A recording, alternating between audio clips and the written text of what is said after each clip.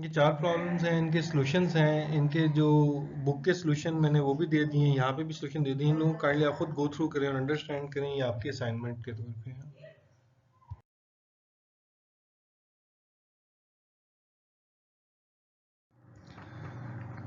अच्छा, ये क्वेश्चन 4.3 है, इसमें बच्चों को काफ़ी कन्फ्यूजन्स हो रही थी, तो ये मैंने दोबारा इसको ऐड कर रहा हूँ। आप क्वेश्चंस को अंडरस्टैंड करें। क्वेश्चन क्या है कि आपके पास एक बार है 10 फुट, उसमें से 5 फुट बार का डायमीटर 2 इंच है और 5 फुट बार का डाया 1.5 इंच है। तो सबसे पहले तो आप देखें कि how much bar will elongate under tensile load. अब उसमें तो हम जो फार्मूला लगाएंगे, तो फोर्स आप देखें, क्या इसमें फोर्स हमें गिवन है कि नहीं गिवन है। हो सकता है हमें पहले इसमें फोर्स को फाइंड आउट करना पड़े,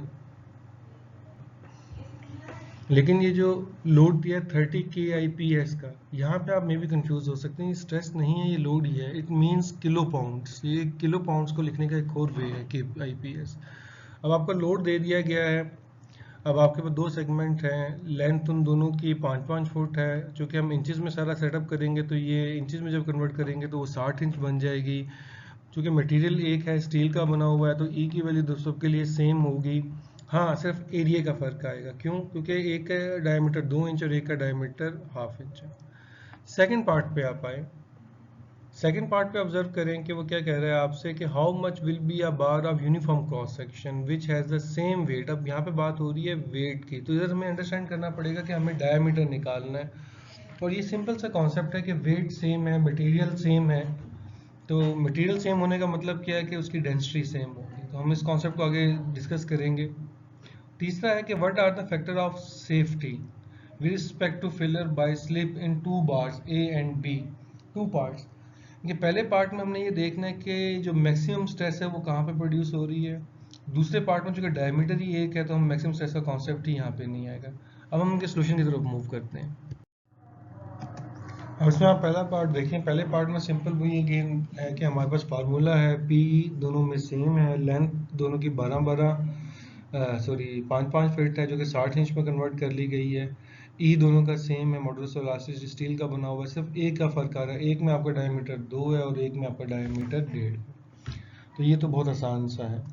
सेकंड पार्ट में देखें कि हमने अब देखना है कि वेट ऑफ ओरिजिनल बार और weight of bar with uniform cross section, ये दोनों सेम होंगे। ये हमारी गिवन कंडीशन है, मटेरियल भी स्टील का ही बना हुआ है। अब देखें वेट क्या होता है, डेंसिटी इनटू वॉल्यूम। तो डेंसिटी इनटू वॉल्यूम में अगर आप देखते हैं तो पहले की दोनों की चूंकि डेंसिटी सेम है, इसलिए मैंने उसको रो के साथ या आप गैमा के साथ भी शो करना चाहें तो गैमा के साथ भी शो किया जा सकता है। ये दोनों डेंसिटीज दोनों की सेम हो गई हैं, इसलिए मैंने रो लिख दिया। अब पहले केस में वॉल्यूम क्या होगा, वॉल्यूम चूंकि पहला हमारे पास बार के दो डिफरेंट डायमीटर हैं, तो पहले का वॉल्यूम दो सेगमेंट में हुआ जिसमें D1 और D2 अलग अलग किया है। और दूसरे में चूंकि यूनिफॉर्म क्रॉस सेक्शन है, उसका डायमीटर हमने फाइंड आउट करना है, उसको हमने खाली डी से कर दिया। तो यहाँ से डी की वैल्यू हमारे पास आ जाती है 1.768। अब आप यहाँ पे देखें कि जो हमारे पास स्ट्रेस है वो होती है फोर्स पर एरिया। अब हमारे पास जो पहली बात थी उसमें दो तरह के क्रॉस सेक्शनल एरियाज थे। एक एरिया 2 इंच का था और एक एरिया 1.5 इंच का था। बड़ी सिंपल सी बात है, जब लोड कांस्टेंट है हमारे पास, तो जो छोटा एरिया होगा, छोटा क्रॉस सेक्शन होगा, उसमें स्ट्रेस ज़्यादा डेवलप होगी। जैसे जैसे एरिया बड़ा है वैसे ही स्ट्रेस कम डेवलप। एक सिंपल सी एग्जांपल आप ये देख लें कि अगर आप किसी एक चीज़ पे लोड अप्लाई करते हैं, वो लोड बढ़ाते जाएं बढ़ाते जाएं बढ़ाते जाएं, लेट से 1000 के ऊपर एक बार है वो टूट जाती है। अब आप उसे मोटी बार लें तो वो 1000 के पे नहीं टूटेगी, क्योंकि उसमें स्ट्रेस जो है वो कम डेवलप हो रही है, दोनों अगर सेम मटेरियल की बनी हुई हो। तो इसलिए जो हमारे पास स्मॉल एरिया वाला है पोर्शन, 1.5 इंच डायमीटर का पोर्शन, उसमें स्ट्रेस ज़्यादा डेवलप होगी, तो हमने उसकी पहले स्ट्रेस कैलकुलेट कर ली। दूसरे पार्ट में चूंकि हमारे पास डायमीटर एक ही है 1.768, तो उसकी हमने स्ट्रेस कैलकुलेट कर ली।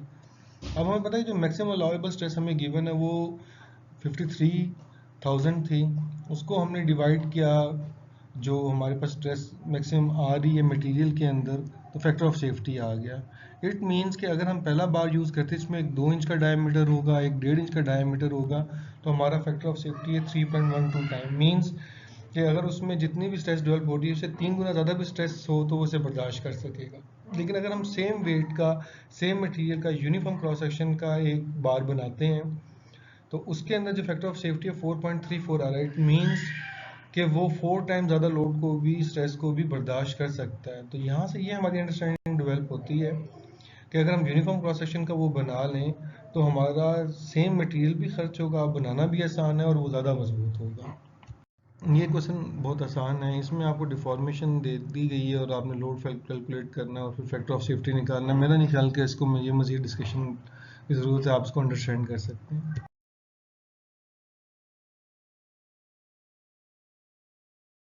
ये सवाल इम्पोर्टेंट है। इसमें बताया गया कि टेंशन मेंबर आपके पास है जिसमें सॉलिड पार्ट बी है और एक हॉलो पार्ट ए है, और एक 3 फुट का है और एक 4 फुट का है। जो 3 फुट वाला है वो स्टील का बना हुआ है और हॉलो है, और जो 4 फुट वाला पार्ट बी है वो बना हुआ है एल्यूमिनियम का और वो सॉलिड है टोटली। तो अब यहाँ पे देखें, जो चीज़ हॉलो है तो उसका जब आपने एरिया कैलकुलेट करना है क्रॉस सेक्शनल, तो आपको हॉलो का एरिया निकालना पड़ेगा। मतलब देखते हैं, इसको सॉल्व करते हैं कि इसमें सोल्यूशन क्या हमारे पास आता है। अब हमारे पास गिवन ये है कि आउटर डाया स्टील का, इनर डाया और एल्यूमिनियम का डाया और उनका मॉडल्स ऑफ इलास्टिसिटी गिवन है। सबसे पहले हम देखेंगे क्या डायग्राम की लोड डायग्राम कंप्लीट है। हमारे पास दो लोड लग रही हैं, P1 ए पॉइंट के एंड पे और P2 जो बी एल्यूमिनियम के एंड पे। क्या ये बैलेंस डायग्राम है? नहीं, यहाँ पे रिएक्शन मिसिंग है जो ए स्टील प्लेट के शुरू में होना चाहिए। तो ऑब्वियसली अगर हम उसको बैलेंस करना चाहते हैं तो उसकी डायरेक्शन अपोजिट होगी। अगर हम क्विम की बात करें तो आपके सामने है कि sum of forces should be equal to 0। तो यहाँ से आर की वैल्यू आ गई 360। अब आपको यहाँ पे डायग्राम बनानी पड़ेगी, फोर्स डायग्राम। तो फोर्स डायग्राम स्टार्ट हो रही है कि आपका जो इनिशियल पॉइंट है वहाँ पे 360 की फोर्स लग रही है। तो ये जो फोर्स है ये अप टू प्लेट जो बी जहाँ से शुरू हो रही है हमारे पास, ये उस पॉइंट तक सेम है हमारे पास।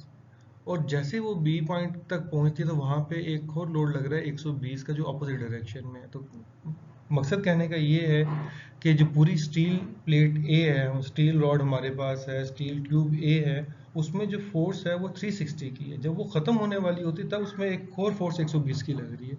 तो इसकी कैलकुलेशन में हमें 360 को यूज करना चाहिए।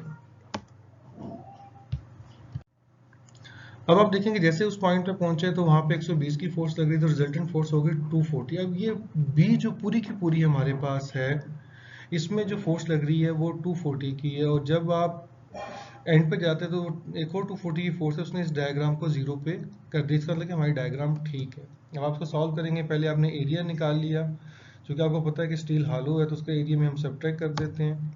ये आपने डिफॉर्मेशन निकाल ली है। तो यहाँ पे ये लोग कंफ्यूज करते हैं कि ऊपर 360 क्यों यूज़ किया है, इधर 240 क्यों यूज़ किया है। उसकी रीज़न क्या, आपको जब तक ये डायग्राम नहीं होता तब तक आपको कंफर्म नहीं हो सकता कि ये कैसे करना है। ये क्वेश्चन भी 4.5 की तरह ही है, बस इसमें डायग्राम ज़रा डिफरेंट बन गई है। 3 सेगमेंट शो कर दिए हैं जिनमें से 2 ट्यूब्स हालो हैं। तो देखते हैं इसको कैसे सॉल्व किया जा सकता है। ये गिवन डेटा है हमारे पास, और अब आप यहाँ पे देखें अगेन इसमें ये इशू है कि जो बेस पॉइंट है वहाँ पे एक रिएक्शन होना चाहिए था, वो नहीं है। तीनों फोर्सेस लग रही हैं लेकिन ये बैलेंस नहीं है जब तक रिएक्शन ना हो। तो वो रिएक्शन आर ऑब्वियसली अपवर्ड होगा क्योंकि सारी की फोर्सेस डाउनवर्ड हैं। इक्विलिब्रियम के कॉन्सेप्ट से हमने आर निकाला जो कि 3000 निकला। ऊपर से हम डायग्राम बनाना शुरू करते हैं। सबसे ऊपर लोड लग रहा है 650 का। अब ये जो पूरी ट्यूब ए है, इस पूरी ट्यूब में सिर्फ 650 का लोड लग रहा है जो हमारे पास एल्यूमिनियम की बनी हुई है। अब जैसे ही वो एल्यूमिनियम की ट्यूब खत्म होती है, रिजिड प्लेट बी आती है, तो वहाँ पे जाके एक फोर्स लग रही है 850 की। लेकिन ये इसका इफेक्ट एल्यूमिनियम की ट्यूब में नहीं होगी। जब एल्यूमिनियम की ट्यूब खत्म होती है तब ये अप्लाई हो रहा है, तो ये इसमें समअप हो जाएगी, आपका रिजल्टेंट आ जाएगा 1500। अब आप देखें कि इस ब्रास की ट्यूब में भी सिर्फ यही लोड अप्लाई हो रहा है टिल जब ये प्लेट एंड होती है और सी प्लेट आती है जो स्टील के साथ इसको कनेक्ट कर रही है, वहाँ पे जाके फोर्स 1500 की लग रही है। लेकिन ये 1500 का इफेक्ट ब्रास में नहीं आएगा, स्टील में आएगा। तो ये भी जो कि सेम डायरेक्शन में एडअप हो गई, 3000 आंसर आ गया। अब आप देखें कि अप टू आपका जो सी ट्यूब है स्टील की, इसमें जो फोर्स लग रही है वो 3000 की है। टिल एट द एंड आपका आंसर 0 है, तो मतलब कि हमारी कैलकुलेशन ठीक है। अब जब हम डिफॉर्मेशन को कैलकुलेट करेंगे तो हम कहेंगे जी एल्यूमिनियम में फोर्स लग रही है 650, ब्रास में लग रही है 1500 और स्टील में लग रही है 3000 की। तो ये पहले आपने एरियाज निकाल लिए, फिर आपने ये बाकी जो कैलकुलेशन परफॉर्म करनी। एग्जाम्पल 4.6 बहुत इंपॉर्टेंट है। ये आपको एक पैराबोलाइड टाइप वेसल दिया गया है जिसको ऊपर से क्लोज कर दिया गया है स्टील प्लेट से, और इसकी थिकनेस है 1/4 इंचेस। इसके अंदर जो प्रेशर है वो 250 psi का है, और जो पैराबोला की इक्वेशन बना रहा है वो है x²/4। हमने ये बताना है कि जो 16 इंच की वाई हाइट के ऊपर what would be the situation, क्या सिचुएशन होगी हमारे पास 16 फीट। तो अब देखते हैं इसको सॉल्व करते हुए। हमें पता है कि यहाँ पे जो इक्वेशन लगनी है वो sigma A over R A जिसका नाम R1 रखा है, plus sigma H over R2 जिसको हम RH कहते हैं, is equal to pressure over thickness. आपको पता है कि एक्सियल और मेरिडियनल स्ट्रेस बराबर होती हैं, तो सिग्मा ए और सिग्मा एम दोनों को हम यूज़ कर सकते हैं। इसका टेंजेंशियल और हूप स्ट्रेस और सर्कमफेरेंशियल स्ट्रेस ये हम पहले डिस्कस कर चुके हैं, ये तीनों आपस में बराबर होती है, तो हमने यहाँ पे हूप का लफ्ज़ इस्तेमाल कर लिया। अब आप देखें यहाँ पे ये हमारी ओरिजिनल डायग्राम है कि जो 16 इंच के ऊपर हमने देखना है कि 16 इंच पे क्या सिचुएशन है। अगर आप टॉप व्यू देखें इस वेसल का तो वो आपको सर्कुलर लगेगा, साइड व्यू आपको नज़र आ रहा है पैराबोलाइड, लेकिन आप इस लाइक अ कप, आप एक कप को देखें साइड से आपको पैराबोलाइड लेकिन ऊपर से आपको बिल्कुल गोल नज़र आता है। अब यहाँ पे जो फोर्स लग रही है वो थी DF की, और ये DF कहाँ पे जाएगा, अलोंग द वॉल जाना चाहिए, लेकिन जो हमारी कैलकुलेशन है उसमें आप देखें कि हमें वर्टिकली अपवर्ड फोर्स चाहिए जो कि DF कॉज अल्फा है। ये क्यों चाहिए? देखें जब आप सर्कुलर को रिकॉल करते हैं स्पेरिकल केस को, आप कहते हैं sum of forces in y direction should be equal to 0। अब एक तो आपके पास प्रेशर फोर्स है DP के नाम से जो जाहिर कर रही है, तो उसके मुकाबले में आपके पास वर्टिकल फोर्स होगी, तभी आप उसको बैलेंस कर सकेंगे ना। अब यही फर्क है स्पेरिकल का और पैराबोलिक का, कि स्पेरिकल के अंदर DF फोर्स बिल्कुल वर्टिकल होती है, लेकिन इस केस में ये वर्टिकल नहीं है क्योंकि ये वॉल की स्लोप को फॉलो कर रही है। आल्दो इस डायग्राम में स्लोप दी गई है, लेकिन मैं आपको बताता हूँ कि स्लोप कैसे कैलकुलेट करेंगे। और यहाँ पे आप ऑब्जर्व कर सकते हैं कि DF एक खास स्लोप के ऊपर जा रही है, एक एंगल अल्फा बना रही है। हम देखेंगे कि अल्फा को कैसे फाइंड आउट किया जा सकता है। आई होप सो DF की इंक्लाइंड होने का कॉन्सेप्ट क्लियर हो गया है, क्योंकि ये स्पेरिकल वेसल नहीं है, ये पैराबोलाइड है। हमने देखा जी y अगर 16 इंच हो तो वहाँ पे x की वैल्यू 8 इंच होती है, ये हमारे पास कैलकुलेशन भी आ गई है। अब हम देखते हैं कि इस स्पेसिफिक पॉइंट के ऊपर जहाँ पे y 16 है, x 8 है, स्लोप क्या होगी? स्लोप होता है first derivative dy over dx। तो अगर हम इक्वेशन को डेरिवेट करें तो हमारे पास डेरिवेट आ जाता है x/2। यहाँ पे x की वैल्यू प्लेस करें तो स्लोप हमारे पास आ जाती है 4:1 की, जो यहाँ पे डायग्राम में शो की गई है।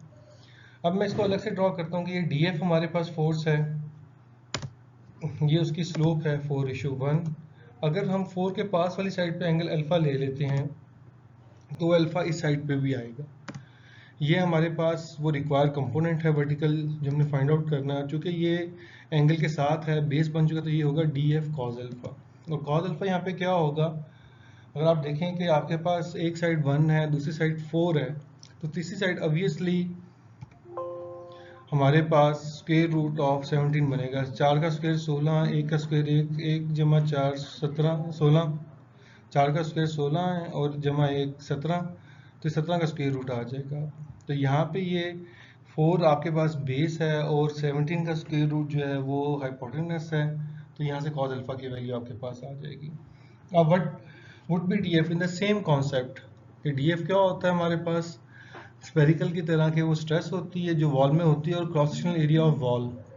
अब अगर आप देखेंगे हमने पहले ही चीज़ डिस्कस कर चुके हैं कि जो वॉल है उसका एरिया क्या होता है, उसका सर्कमफेरेंशियल जो कि 2πr होता है और थिकनेस होती है t। लेकिन इस केस में रेडियस को हमने x से डोनेट किया है, तो ये 2πxt एरिया बन जाएगा, और जो स्ट्रेस इसमें मौजूद है वो एक्सियल स्ट्रेस सिग्मा a के नाम से लिखी गई। दूसरा जो प्रेशर है, अगेन चूंकि ये टॉप व्यू हमारे पास क्रॉस सर्कुलर है, तो ये प्रेशर फोर्स क्या होगी? Internal pressure into cross sectional area. और यहाँ पे एरिया पाई आर स्क्वायर की बजाय पाई एक्स स्क्वायर होगा। ये डी का इसलिए लिखा गया है कि ये एक स्पेसिफिक पॉइंट को फोर्स शो किया है, लेकिन जब हम इनको इंटीग्रेट करेंगे, जब हम सारे एरिया की बात करेंगे, जैसे कि ऊपर हमने कहा जी 2 पाई एक्स टी और एक्स की वैल्यू रख देंगे, इस तरह एक्स पाई एक्स स्क्वायर में हम एक्स की वैल्यू रख देंगे, तो ये डी का कॉन्सेप्ट खत्म हो जाएगा, ये सिंपल फोर्स और सिंपल प्रेशर रह जाएगा। तो ये आपकी इक्वेशन बनेगी। अगर हम कहते हैं कि अपवर्ड फोर्स पॉजिटिव है तो downward negative, obviously pressure downward है और D F cause alpha upward है। इसको हम इंटीग्रेट करते हैं एज ए होल सारे वेसल के ऊपर, तो हमारे पास जो प्रेशर फोर्स है वो आ जाएगी माइनस पी पाई एक्स स्क्वायर, और जो डी एफ है वो है सिग्मा ए जो कि स्ट्रेस है, 2 पाई एक्स टी उसका एरिया है, और कॉज अल्फा वो कंपोनेंट है जो वर्टिकल के लिए आता है। इधर हम वैल्यूज प्लेस करेंगे तो हमारा आंसर आ जाएगा 4123, जिसको मतलब है कि ये पॉजिटिव आंसर है, तो ये टेंशन में होगी पीएसआई में। अगेन हमारे पास जो फार्मूला है वो है sigma A over R one plus sigma H over R two is equal to small P over T. अब हमें आर वन आर टू का किस तरह मालूम हो जाए, क्योंकि सिग्मा ए तो हमें मालूम हो चुका है, प्रेशर भी मालूम है, थिकनेस भी मालूम है, तो हम सिग्मा एच को फाइंड आउट कर सकते हैं। ये देखें टिपिकल हमारे पास पैराबोला है, इसमें ये जो रेडियस है, ये जो आर्क सी बन रही है साइड्स की, इस रेडियस को हम R1 कहते हैं। उसका ये स्टैंडर्ड फार्मूला है कि फर्स्ट डेरिवेटिव का स्क्वायर है और सेकंड डेरिवेटिव है। नीचे वाली जो चीज़ है वो सेकंड डेरिवेटिव है, वो स्क्वायर नहीं है। अब एटलीस्ट मेरा ख्याल है कि आप फर्स्ट डेरिवेटिव और सेकंड डेरिवेटिव को निकाल सकते हैं। और ये कहाँ पे निकालना है, किस x की वैल्यू के लिए निकालना है, जब y 16 था x 8 है, तो उस पर जो फर्स्ट डेरिवेटिव है वो 4 आएगा और सेकंड डेरिवेटिव 1/2 आएगा। आपने वैल्यूज प्लेस की तो आपके पास R1 आ गया। R2 रेडियस बहुत इंपॉर्टेंट है, ये एक फिक्स पॉइंट के ऊपर रेडियस है, और ये जो आपको सर्कल्स नज़र आ रहे हैं आपकी आसानी करने के लिए, सर्कल सर्कल मिल मिल के ऊपर की तरफ जा रहे हैं, नीचे सर्कल छोटा है ऊपर सर्कल बड़ा है, ये इन सर्कल का रेडियस है किसी फिक्स पॉइंट के साथ। जैसे ये मैंने ब्लैक लाइन से शो किया है, ये ऊपर वाले सर्कल का था, ये नीचे का था, ये उससे नीचे का था। इट मीन जैसे जैसे ये नीचे की तरफ जाएगा, या दूसरे लफ्ज़ों में हम कह सकते हैं कि जैसे जैसे हमारे पास y की वैल्यू कम होती जाएगी, तो ये जो दूसरा रेडियस है R2 ये बढ़ता चला जाएगा। ये फिक्स पॉइंट से है। ऑल दो जैसे जैसे हमारे पास y कम होगा, शुरू में हमारे पास दायरा छोटा है, लेकिन आप देखें वो एक फिक्स पॉइंट से उसको सर्कल बना रहा है। ये पैराबोलिक की प्रॉपर्टीज हैं। तो इसको अगर हम डायग्राम में देखें तो ये डायग्राम में शो किया गया है। R2 आपके सामने x हॉरिजॉन्टल है, R2 इंक्लाइंड है। आपके आसानी के लिए सबसे पहले तो हमें उस एंगल को देखना है कि यहाँ पे ये ट्राइंगल सी बन रही है जहाँ पे आपको R2 नजर आ रहा है, उसका इंटरनल एंगल क्या होगा। हमने एक हॉरिजॉन्टल लाइन ड्रॉ की, एक वर्टिकल लाइन ड्रॉ की, एक लाइन हमने ड्रॉ की पैरेलल टू द वॉल जो ऑलरेडी हमारे पास स्लोप थी 4:1 की DF की। और यहाँ पे ये चीज़ इंपॉर्टेंट है, R2 हमेशा DF जो कि दिखाई गई है उसके परपेंडिकुलर होगा, और इसको हमने ब्लू लाइन से शो किया है। अगर हमारे पास ये एंगल अल्फा है तो आई होप कि आपको क्लियर हो कि ये वाला एंगल भी अल्फा होगा। दूसरे लफ्ज़ों में अगर DF का वर्टिकल के साथ एंगल अल्फा है तो हॉरिजॉन्टल का R2 के साथ एंगल भी अल्फा होगा। ये हमने डायग्राम बना दी, इसमें x हमारे पास ये इसकी बेस बन गया। अगर ये एंगल अल्फा है, हाइपोटेनस हमारे पास R2 है, तो ये x कॉज अल्फा से हमारे पास आएगा। और यहाँ पे आप देख लें, इसको हम इजीली फाइंड आउट कर सकते हैं।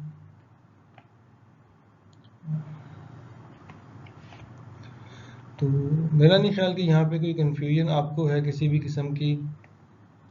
चलिए अब हम आगे मूव करते हैं। हमारे पास R1 भी आ गया, R2 भी आ गया, सिग्मा एच हमने यहाँ से कैलकुलेट कर ली। तो ये बहुत इजी है, इसको आप रिपीट करें। मैंने इसको सॉल्व किया है y = 16 के लिए, आप लोग इसको रिपीट कीजिएगा y = 12 के लिए, ठीक है।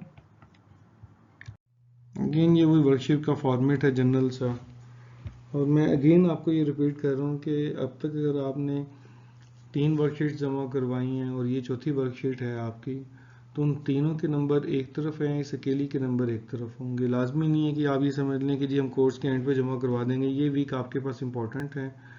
रोज़ों में मुझे उम्मीद है कि आप लोग नकल वगैरह भी नहीं करेंगे, इसको सुकून से करेंगे, और ये आपने अप टू संडे हमें इसके लिए आप जो भी सेशन है जिसकी जब भी क्लास होती है सबके लिए डेडलाइन संडे नहीं है। आप अपनी नेक्स्ट क्लास से पहले आपने ये सबमिट करवानी है। लाइक किसी की अगर मंडे को क्लास है तो उसकी डेडलाइन फ्राइडे संडे को है, और किसी की अगर क्लास थर्सडे को है या फ्राइडे को किसी की क्लास है तो उनकी जो डेडलाइन है वो उससे एक दिन पहले होगी। फ्राइडे वाले के लिए थर्सडे होगी, थर्सडे के लिए वेंसडे होगी। तो पूरा आपको 7 डेज मिलेंगे इस असाइनमेंट को कंप्लीट करने के लिए। Thank you very much.